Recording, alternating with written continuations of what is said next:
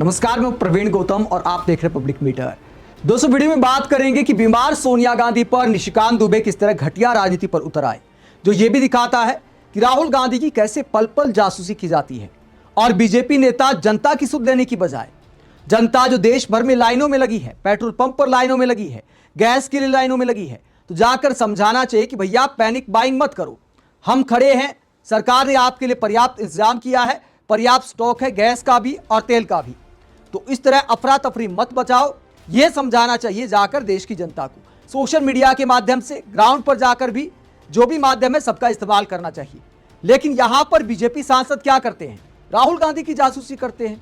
राहुल गांधी अपनी मां को अस्पताल लेकर जाते हैं तो वहां पर कौन से डॉक्टर उनका इलाज कर रहे हैं, इसकी जानकारी सोशल मीडिया पर देते हैं राजनीति के लिए। निशिकांत दुबे ने राहुल गांधी को लेकर क्या गंदी राजनीति की? सोनिया गांधी बीमार हुई, दिल्ली के गंगाराम अस्पताल में उनका इलाज चला, उसे लेकर क्या कहते निशिकांत दुबे? पूरी रिसर्च करते हैं और राहुल गांधी पर क्या बयानबाजी करते राजनीति करते हुए। राहुल गांधी जी, सोनिया गांधी जी का इलाज जिस अस्पताल गंगाराम में हो रहा है वो प्राइवेट अस्पताल है, वहां आरक्षण लागू नहीं है। यदि एम्स में इलाज कराते तो वहां आपको 60% आरक्षण के डॉक्टर मिलते। क्या आपको भरोसा सरकारी अस्पतालों में नहीं है? उनका इलाज भी डॉक्टर अरूप बासु कर रहे हैं जो आरक्षित वर्ग के डॉक्टर नहीं है। सोनिया जी के स्वस्थ होने की कामना हम सभी करते हैं, लेकिन आपने कांग्रेस की क्या हालत बनाई है? जॉर्ज सोरोस के कहने पर आप समाज को बांटकर देश को तोड़ना चाहते हैं। तो यहां पर आरक्षित वर्ग के डॉक्टर, बिना आरक्षित वर्ग के डॉक्टर इस तरह की भाषा का इस्तेमाल खुद करते हैं और राहुल गांधी पर आरोप लगाते कि आप समाज को बांटने का काम कर रहे हैं। क्या किसी के बीमार होने पर भी इस तरह की राजनीति करनी चाहिए? आजकल राहुल गांधी मंत्रालय चूंकि निशिकांत दुबे के पास है, उन्हें लगता है राहुल गांधी पर टारगेट करते रहो तो किसी न किसी दिन मंत्री जी की कुर्सी मिल सकती है, मोदी जी खुश हो जाएंगे। पहले ये वाला काम स्मृति ईरानी संभालती थी, अब स्मृति ईरानी तो चुनाव हार गई। आजकल निशिकांत दुबे के लिए राहुल गांधी फेवरेट सब्जेक्ट हो गए हैं। निशिकांत दुबे के कंधे पर बंदूक रखकर ही आजकल बीजेपी राहुल गांधी पर टारगेट करती है। जब निशिकांत दुबे ने इस तरह का पोस्ट किया तो कांग्रेस की तरफ से भी जवाब सामने आया। कांग्रेस प्रवक्ता सुरेंद्र राजपूत कहते हैं, भाजपा का चाल चरित्र और चेहरा देखिए, ये राहुल जी द्वारा आरक्षण और संविधान की बात करने से इतना चिढ़े हैं कि उनकी बीमार मां पर भी कटाक्ष कर रहे हैं। यह नरेंद्र मोदी की भाजपा है, गंदी, घिनौनी, दलित पिछड़ों से नफरत करने वाली भाजपा।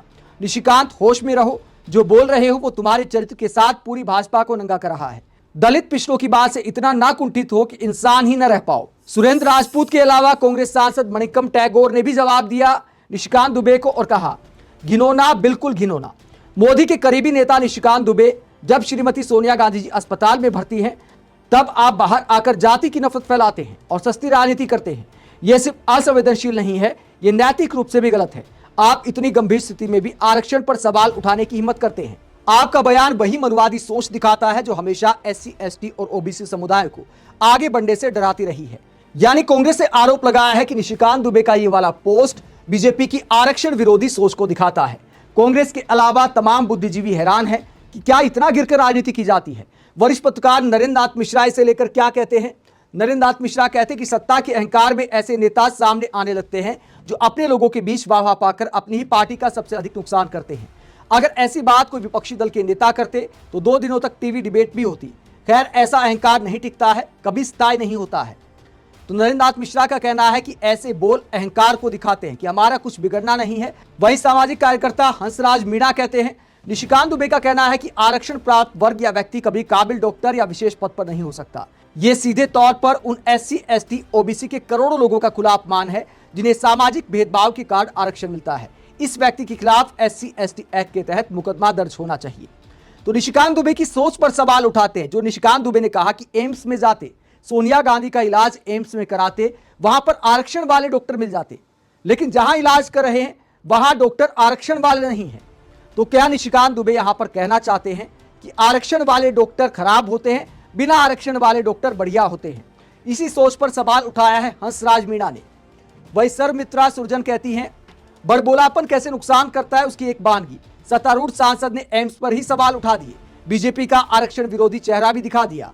यानी तमाम बुद्धिजीवियों का मानना है कि निशिकांत दुबे का जाति पाति की राजनीति को लेकर सोनिया गांधी की बीमारी पर ऐसा पोस्ट राजनीतिक रूप से भी बीजेपी के लिए अच्छा नहीं है। इसे फायदा उठाने वाली भी कोई बात नहीं है।